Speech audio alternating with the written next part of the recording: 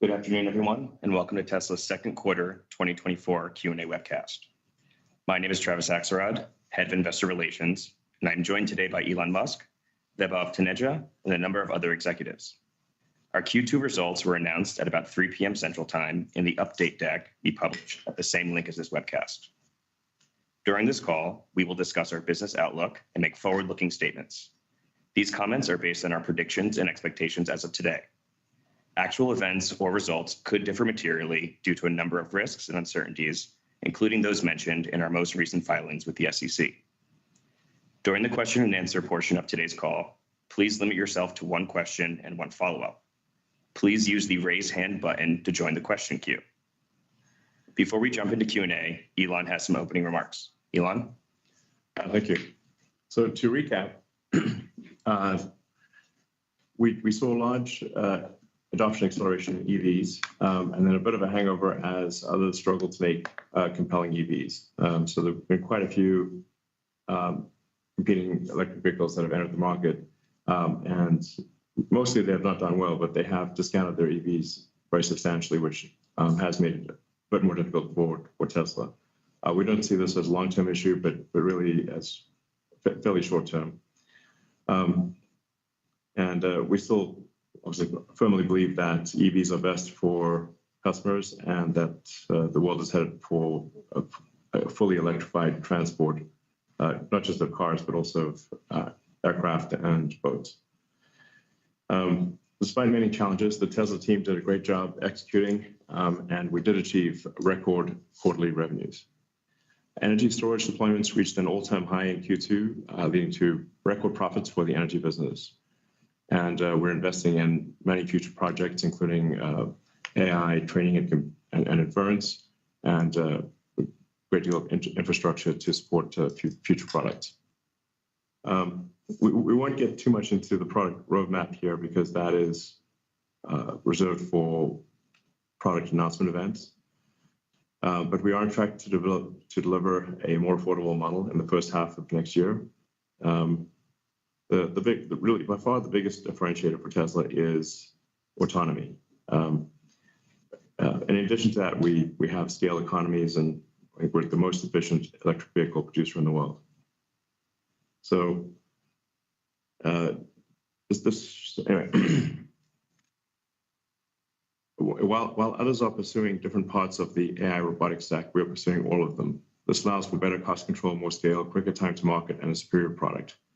Applying not just to autonomous vehicles, but to autonomous humanoid robots like Optimus.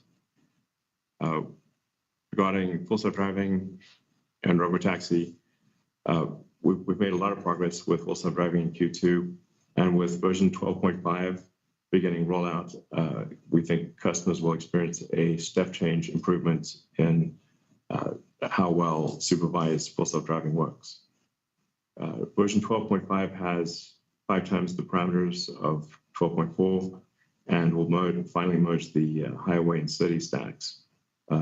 So the highway stack is still, at this point, is pretty old. So often the issues people encounter are on the highway, but with 12.5, we finally merged the 2 stacks. I still find that most people actually don't know how good the system is. And I would encourage anyone to understand the system better to simply try it out and let the car drive you around. One of the things we're going to be doing just to make sure people actually understand the capabilities of the car is when delivering a new car and when picking up a car for service, to just show people how to use it and just drive them around the block. Once people use it at all, they tend to continue using it. So it's very compelling, and then this, I think, will be a massive demand driver. Even unsupervised full self-driving will be a massive demand driver.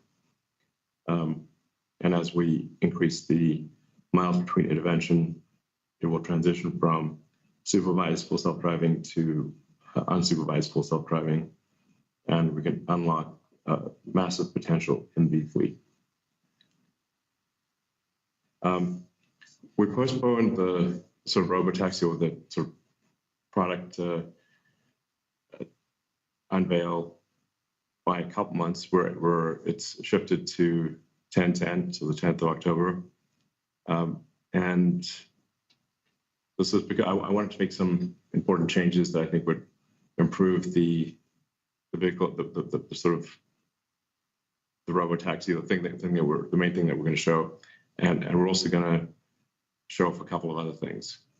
So moving it back a few months allowed us to improve the robotaxi, as well as add in a couple other things for the product unveil.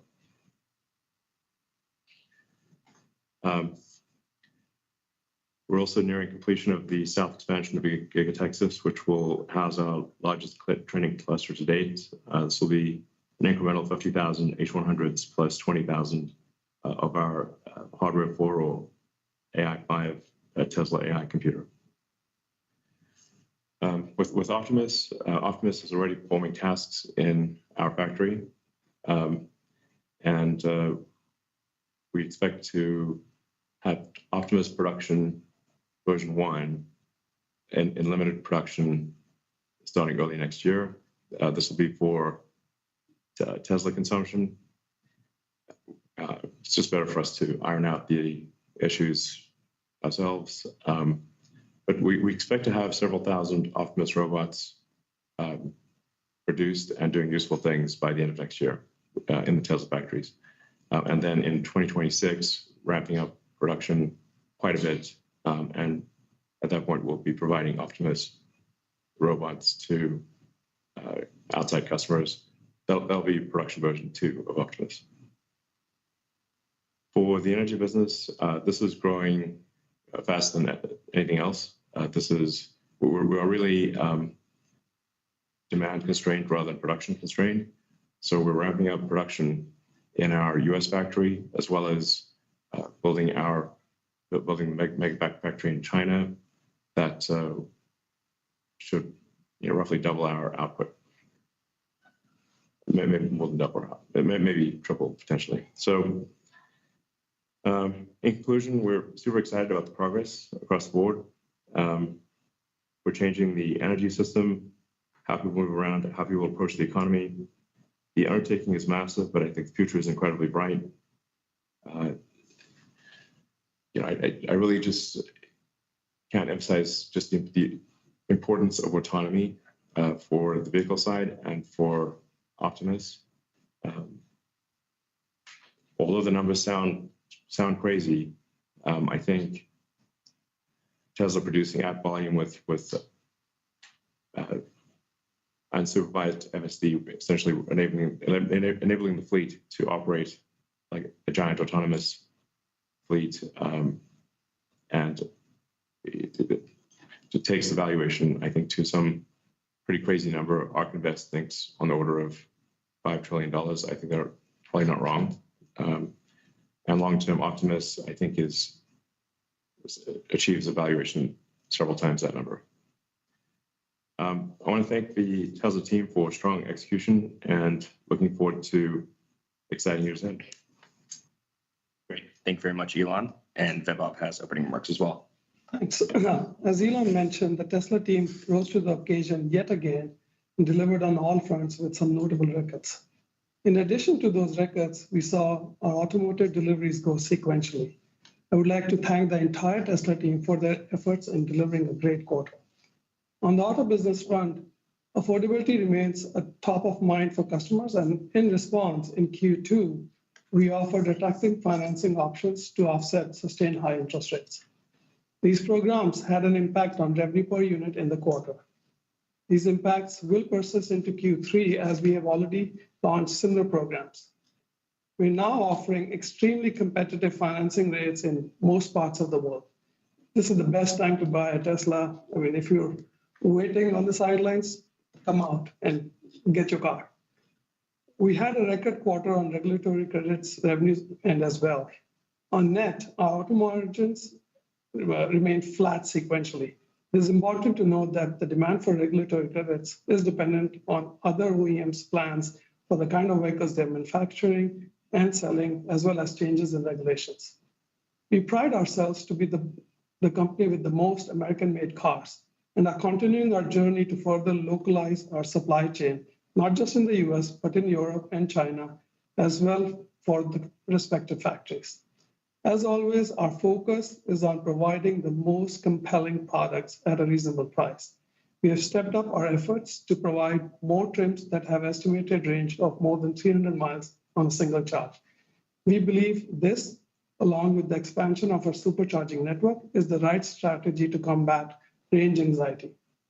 Since the revision of FSD pricing in North America, we've seen adoption rates increase meaningfully and expect this to be a driver of vehicle sales as the feature set improves further.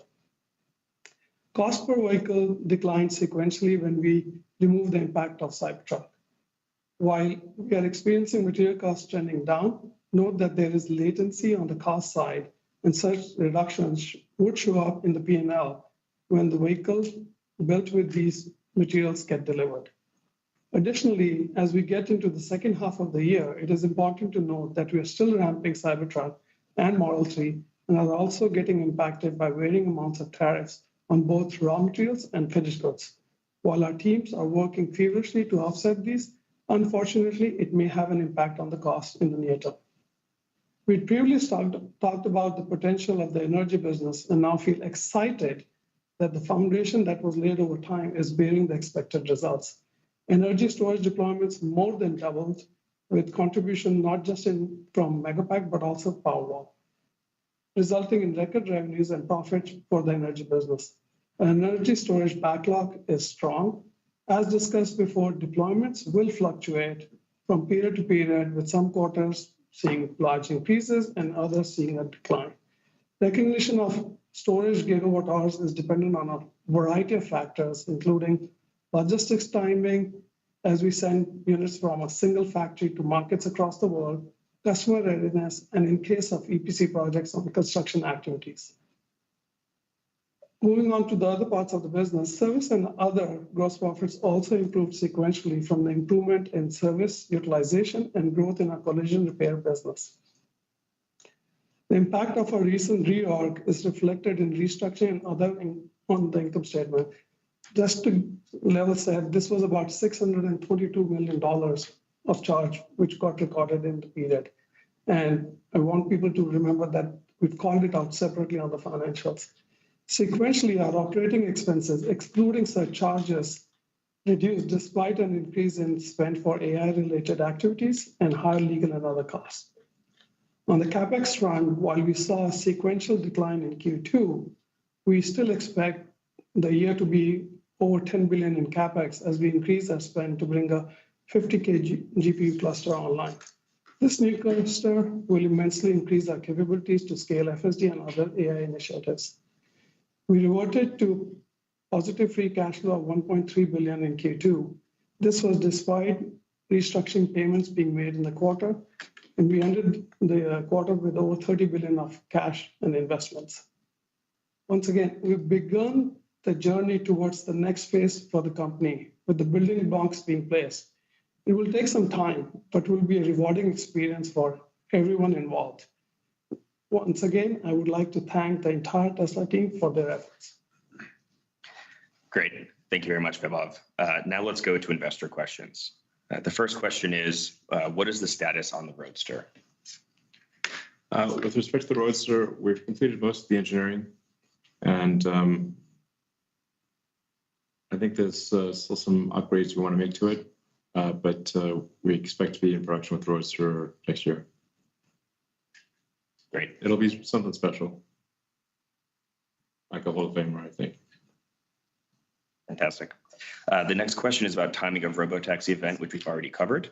So we'll go to the next question. When do you expect the first Robotaxi ride? I guess that's really just a question of when do I expect the first, when can we do unsupervised full self-driving?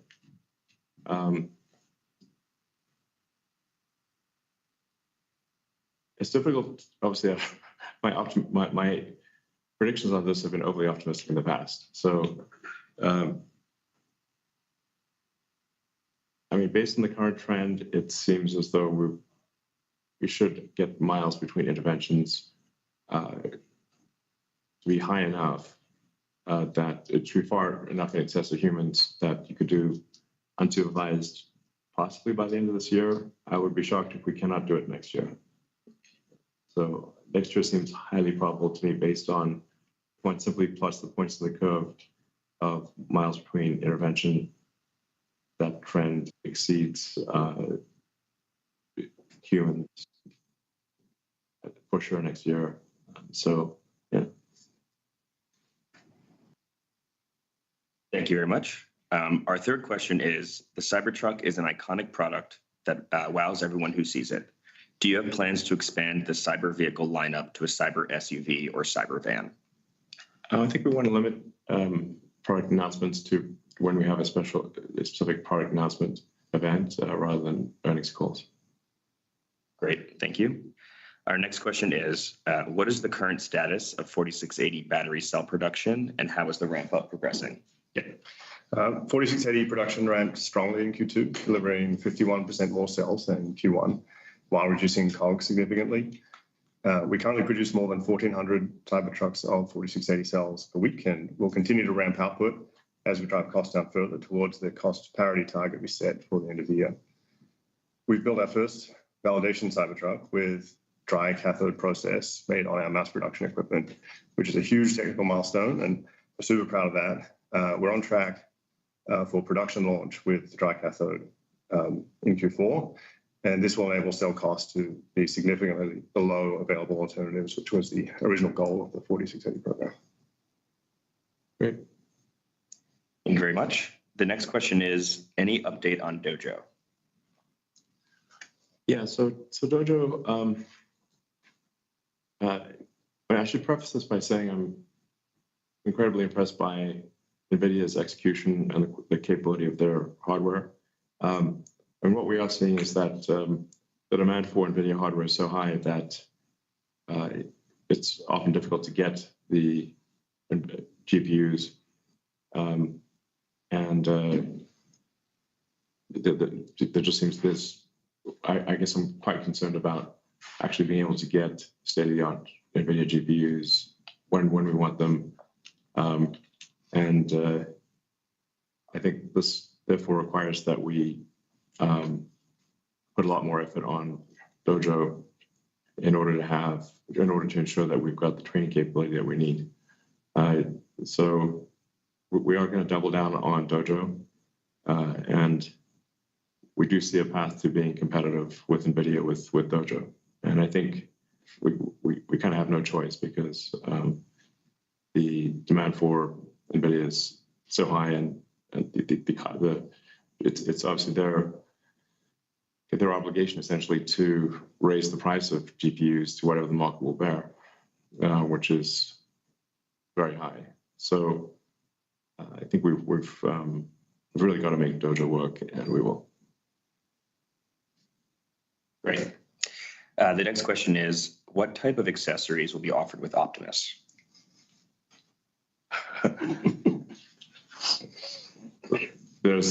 Optimus is intended to be a generalized humanoid robot with a lot of intelligence. So it's like saying, what kind of accessories would be offered with a human? It's just really intended to be able to be backwards compatible with human tasks. So it would, use any accessories that a human would use. Yeah. Thank you. The next question is, do you feel you're cheating people out of the joys of owning a Tesla by not advertising? We are doing some advertising. So, yeah, want to say something? Yeah, I'll say something. Our fundamental belief is that we need to be providing the best products at a reasonable price to the consumers. Just to give you a fact, in US alone in Q2, over 2/3 of our sales deliveries were to people who had never owned a Tesla before, and which is encouraging. We've spent money on advertising and other awareness programs, and we have adjusted our strategy. We're not saying no to advertising, but this is a dynamic play, and we know that we have not exhausted all our options, and therefore plan to keep adjusting in the later half of this year as well. Great. Thank you very much. The next question is on energy growth, which we already covered in opening remarks. So we'll move on to the next one. What is the updated timeline for Giga Mexico, and what will be the primary vehicles produced initially? Well, we currently are paused on Giga Mexico. I think we need to see just where things stand after the election. Trump has said that he will put heavy tariffs on vehicles produced in Mexico. So it doesn't make sense to invest a lot in Mexico if that is going to be the case. So we kind of need to see where things play out politically. However, we are increasing capacity at our existing factories quite significantly. And I should say that the cyber taxi or robotaxi will be produced here at our headquarters at Giga, Texas. All right, thank you. Sorry, as will Optimus towards the end of next year for Optimus production version 2. The high volume version of Optimus will also be produced here in Texas. Great, thank you. Just a couple more. Is Tesla still in talks with an OEM to license FSD? There are a few major OEMs that have expressed interest in licensing Tesla Full Self-Driving, and I suspect there will be more over time, but we can't comment on the details of those discussions. All right, thank you. And the last one, any updates on investing in XAI and integrating Grok into Tesla software? I should say that Tesla is learning quite a bit from XAI. It's been actually helpful in advancing full self-driving and in building up the new Tesla data center. Regarding investing in XAI, I think we'd need to have a shareholder approval of any such investment. But I'm certainly supportive of that if shareholders are. But I think we need a vote on that. And I think that there are opportunities to integrate Grok into Tesla software. Yes. All right, thank you very much. And now we will move on to analyst questions. The first question comes from Will Stein from Truist. Will, please go ahead and unmute yourself. Great, thanks so much for taking my question. And this relates a little bit to the last one that was asked. Elon, I share your strong enthusiasm about AI, and I recognize Tesla's opportunity to do some great things with the technology, but there are some concerns I have about Tesla's commercialization, and that's what I'd like to ask about. Specifically, there were some news stories through the quarter that indicated that you redirected some AI compute systems that were destined for Tesla instead to XAI, or perhaps it was to X, I'm not sure. And similarly, a few quarters ago, if you recall, I asked about your ability to hire engineers in this area, and you noted that there was a great desire for some of these engineers to work on projects that you were involved with, but some of them weren't at Tesla. They were instead at XAI or perhaps even X again. So the question is, when it comes to your capital investments, your AI R&D, your AI engineers, how do you make allocation decisions among these various ventures, and how do you make Tesla owners comfortable that you're doing it in a way that really benefits them? Thank you. Yeah, I mean, I think you're referring to a very like an old article regarding GPUs. I think that's like six or 7 months old. Tesla simply had no place to turn them on. So it would have been a waste of Tesla capital because we would just have to order H100s and have no place to turn them on. So it was just, this wasn't a, let's pick XAI over Tesla. There was no, the Tesla data centers were full. There was no place to actually put them. We've been working 24/7 to complete the south extension on the Tesla Gigafactory here in Texas. That south extension is what will house the 50,000 H100s, and we're beginning to move the H100 server racks into place there.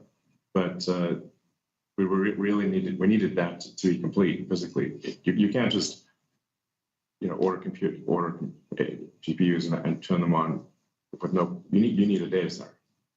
It's not possible. So I want to be clear that was in Tesla's interest, not contrary to Tesla's interest. Does Tesla no good to have GPUs that can't turn on? The split second that South Extension is able to take GPUs, which is really just this week, we are moving GPUs in there and we'll bring them online. With regard to XAI, there are people that only want to work on AGI.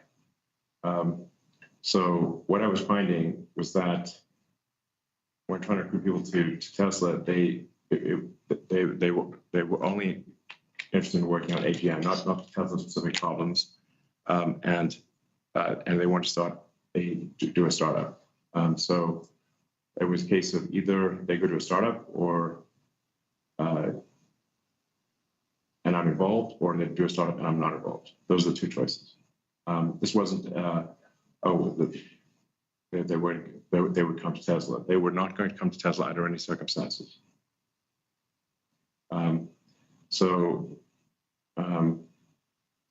Yeah. Yeah, I mean, I would even add that, AI is a broad spectrum, and there are a lot of things which, we are focused on full self-driving as Tesla and also Optimus. But there's the other spectrum of AI which we're not working on, and that's the kind of work which other companies are trying to do, in this case, XAI. So you have to keep that in mind, that it's a broad spectrum. It's not just one specific thing. Yeah, and once again, I want to just repeat myself here. I tried to recruit them to Tesla, including to say, you can work on AGI if you want, and they refused. Only then was XAI created. I really appreciate that clarification. If I can ask one follow-up, it relates to the new vehicles that you're planning to introduce next year. I understand this is not the venue for product announcements, but when we think about the focus, I've heard on the one hand that the focus is on cost reduction. On the other hand, you also said that the Roadster would come out. Should we expect other, maybe more limited variants, like similar to the cars that you make today, but with some changes or improvements or different, some other variability in the form factors? Should we expect that to be a significant part of the strategy in the next year or two? I don't want to get into the details of product announcements, and we have to be careful of the Osborne effect here. So, if you start announcing some great thing, it affects our near-term sales. We're going to make great products in the future, just like we have in the past. And a story. Great. The next question comes from Ben Callow from Baird. Ben, please go ahead and unmute yourself. Hi, thanks for taking my question. When we think about revenue contribution and with energy growing so quickly and, Optimus on the come, how do we think about, the overall segments longer term? And then do you think that auto revenue will fall below 50% of your overall revenue? And then my follow-up is just on the last call, you talked about distributed compute on your new hardware. Could you just update us and talk a little bit more about that, the timeline for it, and how you would reward customers for letting you use their compute power in their cars? Thanks. Yeah, I mean, as I've said a few times, I think the long-term value of Optimus will exceed that of everything else at Tesla combined.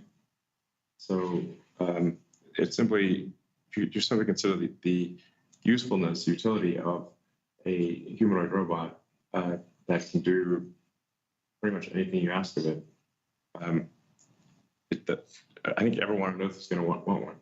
There's 8 billion people on Earth, so that's 8 billion right there. Then you've got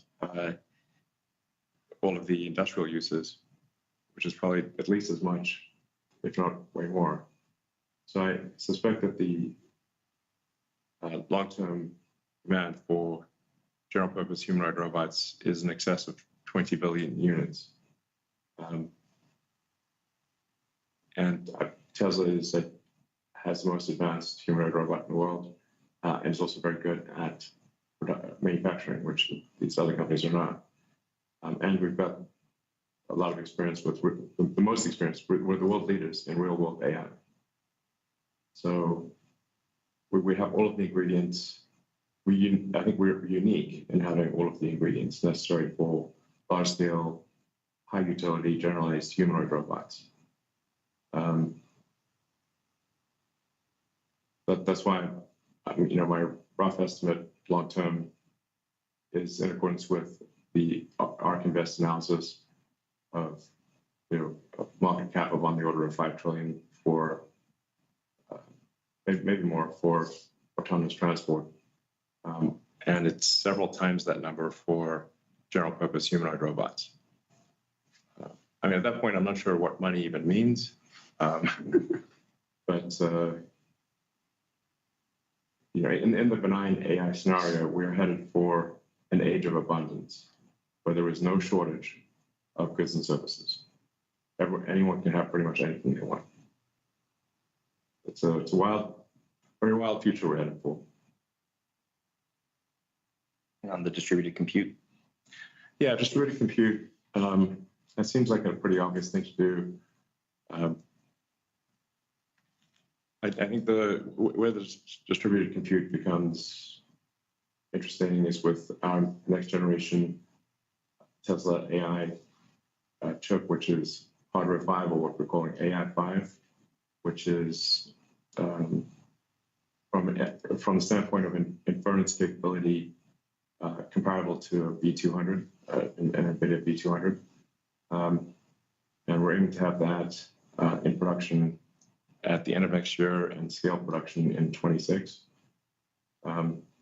So it just seemed like even if you've got autonomous vehicles that are operating for 50 or 60 hours a week, there's 168 hours in a week. So you have somewhere above, I think, 100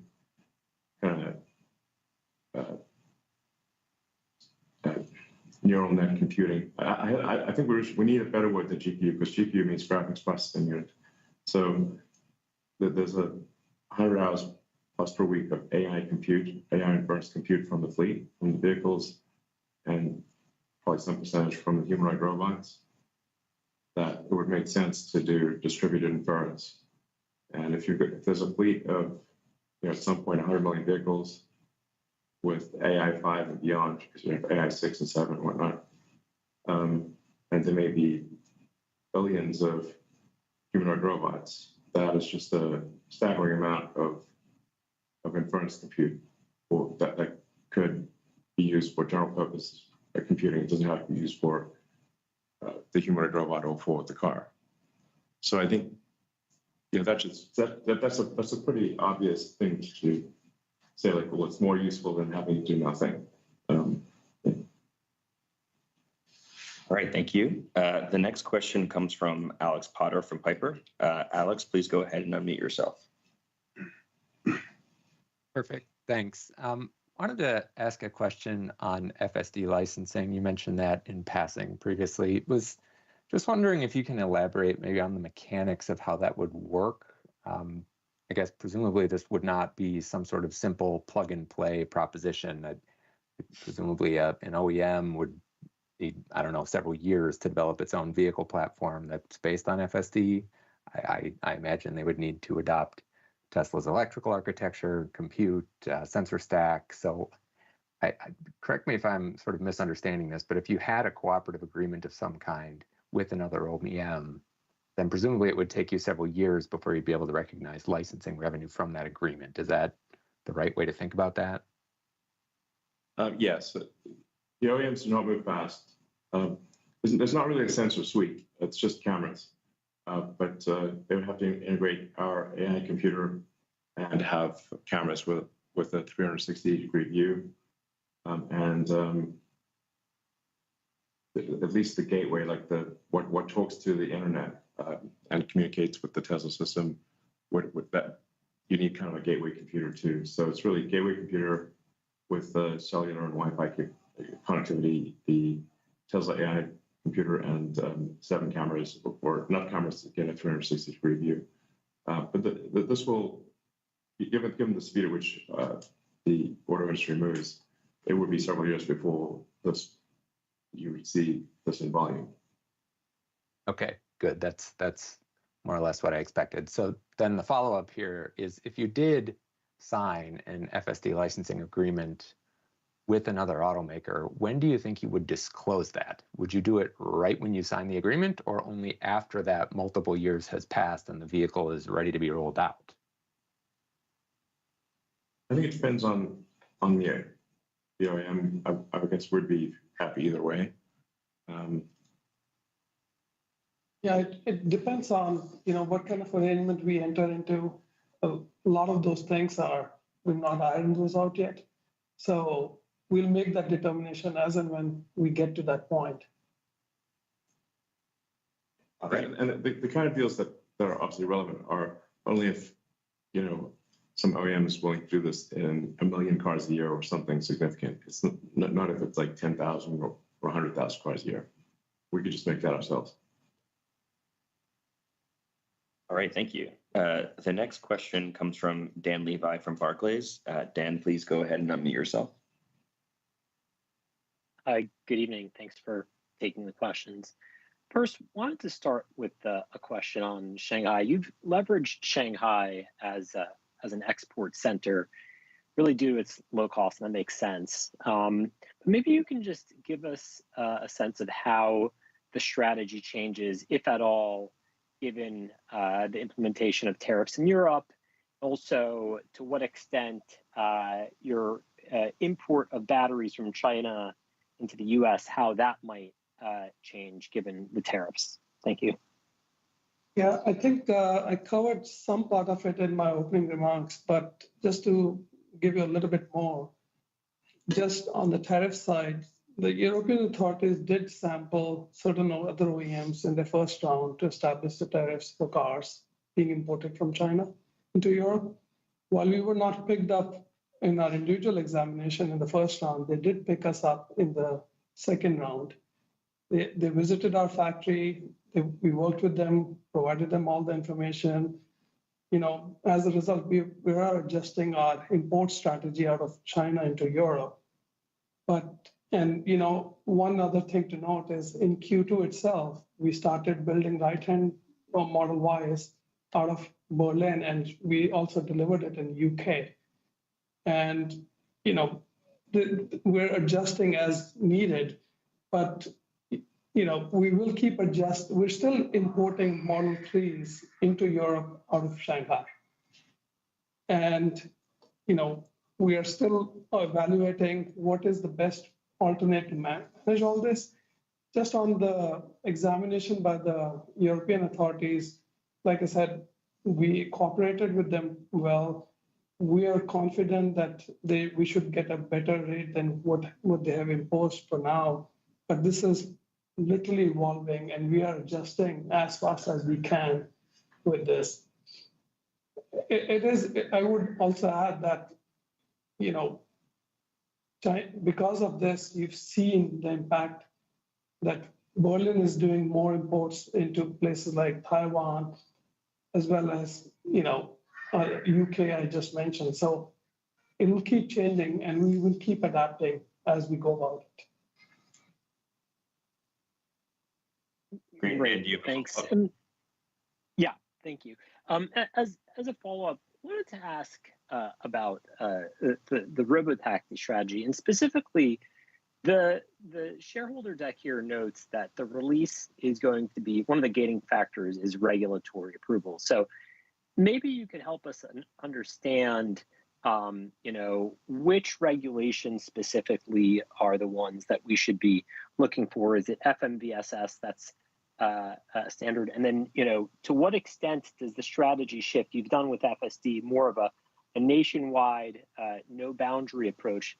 is the robotaxi approach one that's more geofenced, so to speak, and is more driven by a state-by-state approach?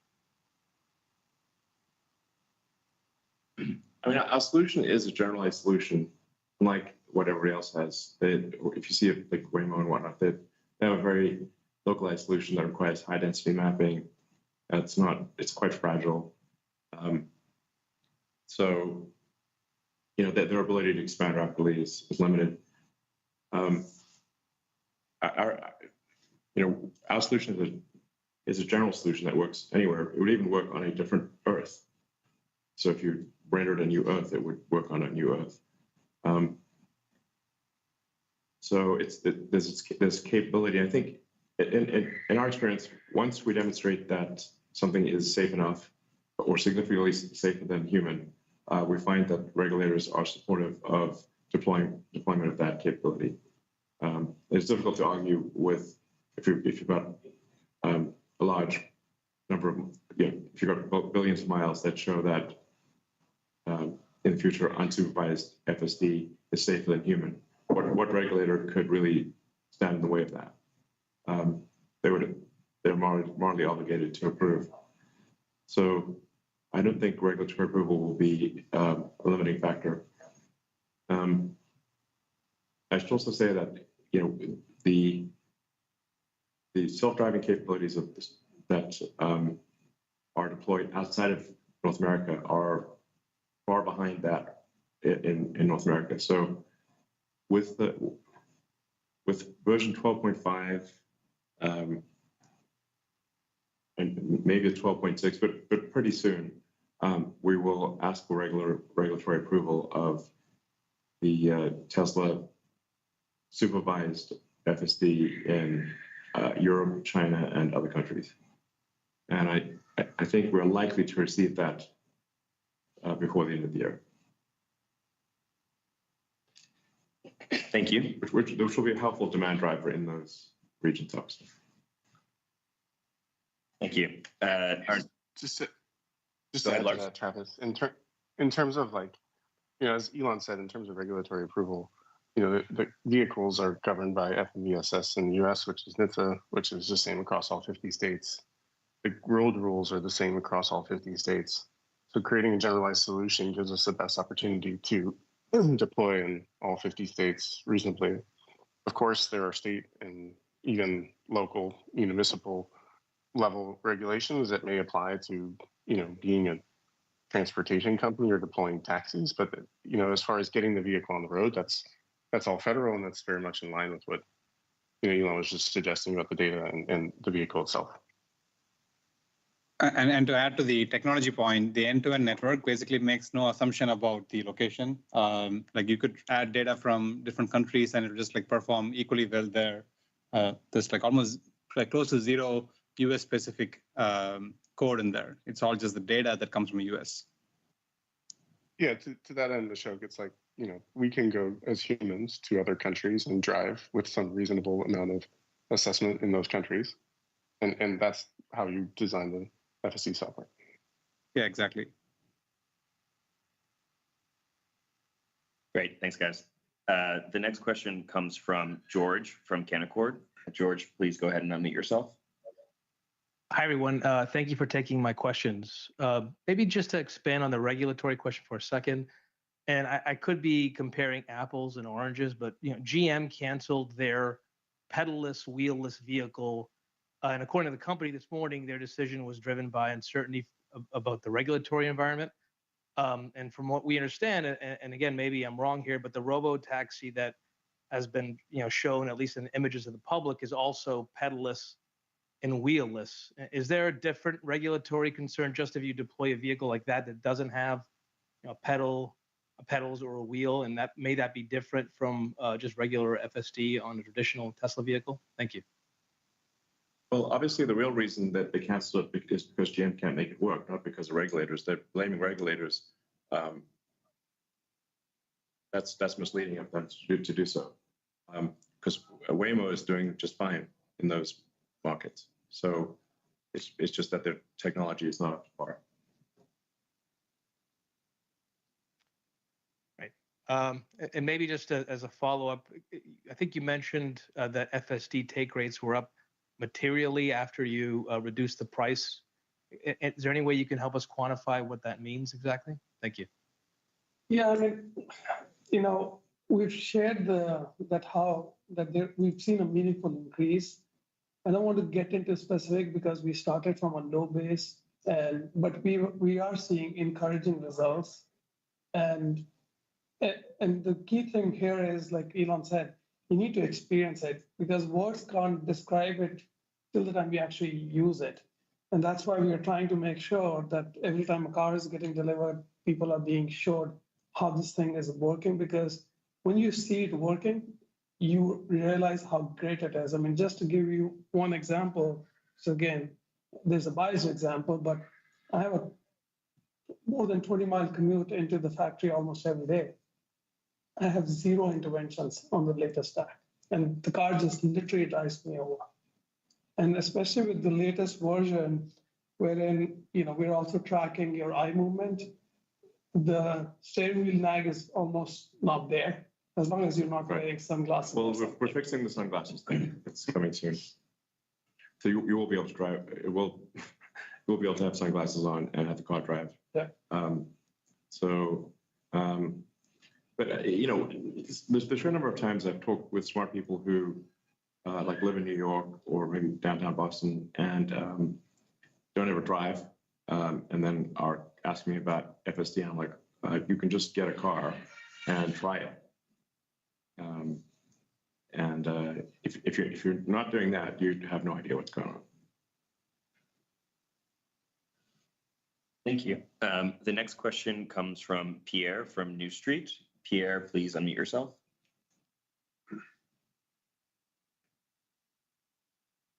Hey guys, thank you for taking my question. So it's on robotaxi again, and I completely get it that with a universal solution, we will get like regulatory approval, we get there eventually, clicking up miles and compute, etc.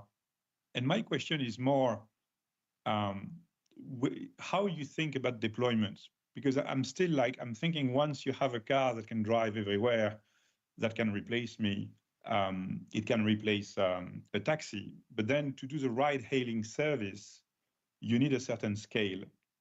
And that means a lot of cars on the road. And so you need an infrastructure to just maintain the cars, take care of them, etc.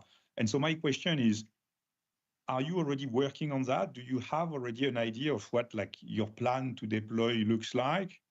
And is that like a Tesla only plan, or are you looking at partners, local partners, global partners to do that? And I'll have a quick follow-up. Yeah, this would just be the Tesla network. You just literally open the Tesla app and summon a car, and we send a car to pick you up and take you somewhere. We'll have a fleet that's, I don't know, on the order of 7 million that are capable of autonomy soon. In the years to come, it'll be over 10 million, then over 20 million. This is immense scale. And the car is able to operate 24/7, unlike the human driver. So the capability to, like, there's this basically instant scale with a software update. And now this is for a customer-owned fleet. So you can think of that as being a bit like Airbnb. Like, you can choose to allow your car to be used by the fleet, or cancel that and bring it back. It can be used by the fleet all the time. It can be used by the fleet some of the time, and then Tesla would share in the revenue with the customer. But you can think of the giant fleet of Tesla vehicles as like a giant sort of Airbnb equivalent fleet, Airbnb on wheels. Then, in addition, we would make some number of cars for Tesla that would just be owned by Tesla and be added to the fleet. I guess that would be a bit more like Uber. But this would all be the Tesla network. And there's an important clause we've put in every Tesla purchase, which is that the Tesla vehicles can only be used in the Tesla fleet. They cannot be used by a third party for autonomy. Okay. And do you think that scales like progressively, so you can start in a city with just a handful of cars and you grow the number of cars over time, or do you think there is like a critical mass you need to get to be able to offer like a service that is of competitive quality compared to what like Uber would be typically delivering already? I guess maybe I'm not conveying this correctly. The entire Tesla fleet basically becomes active. This is obviously, maybe there's some number of people who don't want their car to earn money, but I think most people will. It's instant scale. Thank you. Our next question comes from Colin from Oppenheimer. Colin, please unmute yourself.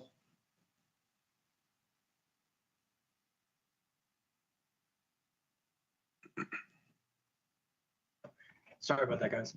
I've got two questions around energy storage. With the tight supply and the stationary storage, can you talk about your pricing strategy and how you're thinking about saturation in given geographies, given that some of these larger systems are starting to shift wholesale power markets in a pretty meaningful way quickly?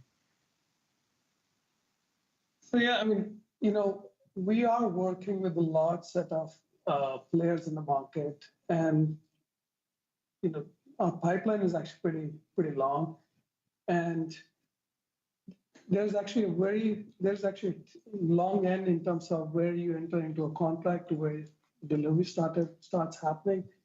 And so far we have good pricing leverage, and I'll have Mike chime in on this too. Yeah, there's a lot of competition from Chinese OEMs, just like there is in the vehicle space. So we're in close contact with our customers and making sure that we're remaining competitive in where they're needing to be competitive to secure contracts to sell power and energy in the markets. We had a really strong contracting quarter and continue to build our backlog for 2025 and 2026. So we feel pretty good about where we are in the market. We realize that competition is strong, but we have a pretty strong value proposition with offering a fully integrated product with our own power electronics and site level controls. So yeah, and again, the aspect which people do not fully understand is that there's also a whole software stack which comes with our Megapack. Right. And that is a unique proposition which we have, which is only available to us, and we're using it with other stuff too. But that gives us a much more of an edge as compared to the competition. Yeah, we find customers that they can sort of put together a hodgepodge solution, and then sometimes they'll pick that solution, and then that doesn't work, and then they come back to us. Yeah, and we're not really seeing saturation on a global scale. There's little pockets of saturation in different markets, but we're more seeing that there's markets opening up given demand on the grid just continues to increase more than anyone expects. So that just opens up markets, really across the world in different pockets. Yeah, just even on the AI compute side, right?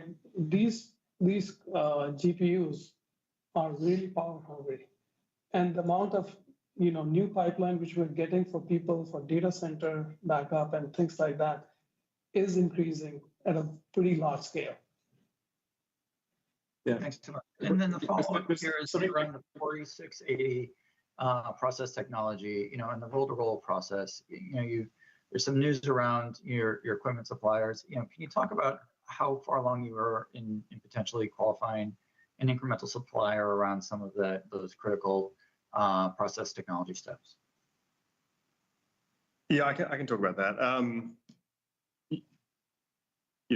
As you're probably referring to the lawsuit that we have with one of our suppliers. Look, I don't think this is going to affect our ability to roll out 4680. We have very strong IP position in the technology, and the majority of the equipment that we use is in-house designed, and some of it's in-house built. And so we can take our IP stack and have someone else build it if we need to. So that's not really a concern right now. Yeah, I think people don't understand just how much demand there will be for grid storage. They really just, like, the people, I think, are underestimating this demand by probably orders of magnitude. So that the actual total energy output of, say, the US grid is, if the power plants can operate at steady state, is at least 2 to 3 times the amount of energy it currently produces. Because there are huge gaps. There's a huge difference in the from peak to trough in terms of energy or power generation. So in order for a grid to not have blackouts, it must be able to support the load at the worst minute of the worst day of the year, the coldest or hottest day, which means that for the rest of the time, the rest of the year, it's got massive excess power generation capability, but it has no way to store that energy. Once you add battery packs, you can now run the power plants at steady state. Steady state means that, you know, basically any given grid anywhere in the world can produce, in terms of cumulative energy in the course of a year, at least twice what it is currently producing. In some cases, maybe 3 times. All right, thank you. This is a very profound thing. Great. Thank you, Elon. The next question comes from Colin Langan from Wells Fargo. Colin, please unmute yourself. Oh, great. Thanks for taking my questions. Do you hear me? Yeah. Yeah. Oh, okay, good. Sorry. I guess we're going to ask, you know, if Trump wins, there's a higher chance that IRA could get cut. I think, Elon, you had commented online that Tesla doesn't survive on EV subsidies.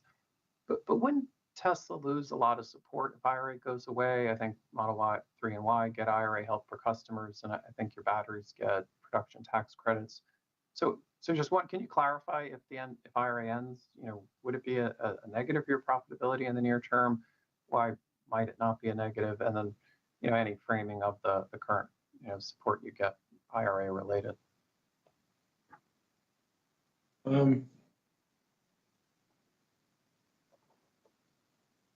I guess that there would be like some impact, but I think it would be devastating for our competitors, but and it would hurt Tesla slightly.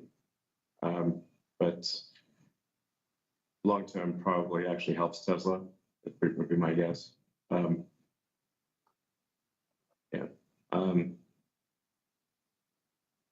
But and I've said this before in these calls.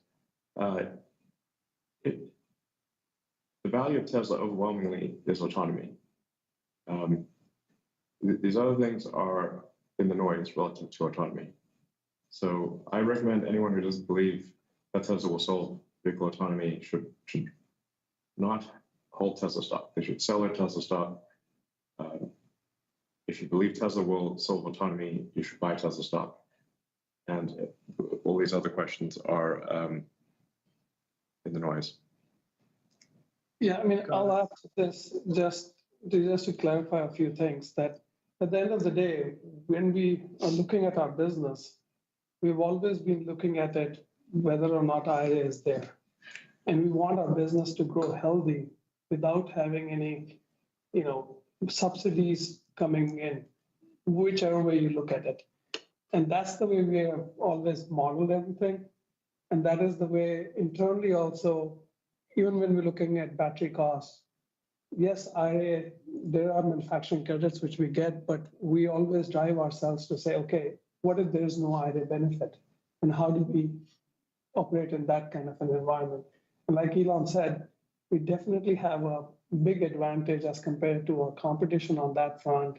We've delivered it, and you can see it in the numbers over the years. Like, so there is, you cannot ignore the fundamental sides of the business. And then on top of it, once you add autonomy to it, like Elon said, it becomes meaningless to even think about the short term. Okay. I think that's unfortunately all the time we have for today. We appreciate all of your questions. We look forward to talking to you next quarter. Thank you very much and goodbye. Thanks, man.